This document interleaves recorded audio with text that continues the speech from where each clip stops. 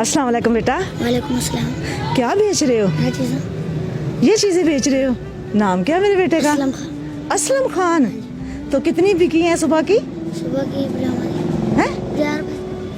अच्छा, कितने पैसे कमाए सुबह के? 50 रुपये। 50 रुपये ना? हाँ जी। अच्छा, ये क्या क्या है चीजें इसमें? ये दाल है, रबड़ियाँ में हाँ ये रबड़ियाँ हैं और ये चने हैं और ये नीमको है। तो अच्छा, रोज कितने पैकेट बेच लेते हो? वे कभी 400 कभी 500। अच्छा, तो कितने बच जाते हैं? पता नहीं मेरा को अब्बू क्या करते हैं? यही काम कर। अब्बू भी यही काम करते हैं। दादा जी जेदा अब्बू भी यही काम करता होवे हाँ जी। वो अपने बच्चों को किवें स्कूल पढ़ा सकता पढ़ा सकता है। तो जेदा बेटा अब्बू स्कूल मजदूर होवे पढ़ते वो अपने नहीं? बच्चों को कितना लिबास अच्छा लेके दे सकता हाँ जी, पढ़ते नहीं है मेरा बेटा? पहले पढ़ते थे। अच्छा, तो क्यों छोड़ देता? हम सुबह सुबह टाइम पढ़ते। अच्छा, अच्छा, ये कितने का पैकेट अब?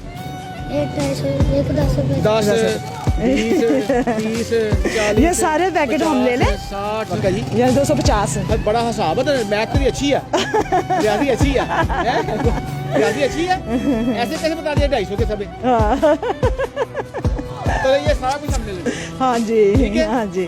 आप ठीक है? हाँ आपके ताकि पास आप घर जा सकें। आपके पास बैग है जो डालने के लिए? शॉपर है? चलो पैसे दो। हाँ जी, इसमें चलो डालो इसमें।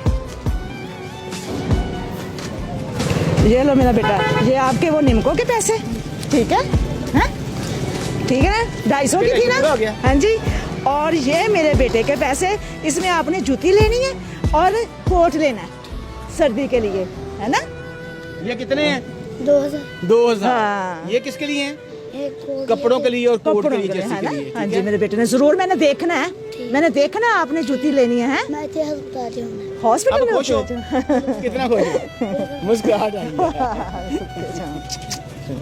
दादा जी हाँ जी। ਜਿਹੜੇ ਬੱਚੇ ਅਸਾਂ ਮਸ਼ੱਕਤ ਕਰਦੇ ਪਏ ਨੇ ਕਿਸੇ ਅੱਗੇ ਹੱਥ ਨਹੀਂ ਫੈਲਾਉਂਦੇ ਜੀ। ਉਹਦੀ ਹੌਸਲਾ ਅਫਜ਼ਾਈ ਕਰਨੀ ਚਾਹੀਦੀ ਹੈ, ਹਾਂ ਜੀ। ਕਿਤਨਾ ਮਾਸੂਮ ਬੱਚਾ ਵਾ ਹਾਂ। ਅਗਰ ਅਸੀਂ ਇਹਦੀ ਹੌਸਲਾ ਅਫਜ਼ਾਈ ਕਰਾਂਗੇ ਤੇ ਕਿਸੇ ਕੋ ਭੀਖ ਨਹੀਂ ਮੰਗਣੀ ਹਾਂ ਜੀ। ਕਦੀ ਕਦੀ ਸੌਦਾ ਖਰੀਦ ਲਿਆ ਕਰੋ खरीद ला ਭਾਵੇਂ करो, ਨਾਮ हाँ जी, ਚਾਹੀਦਾ नाम चाहिए। हाँ जी, चलो जी मेरा बेटा, चलो जाओ आप घर तुम जाओ। ताजर हम तफरीदार आप घर जाओ।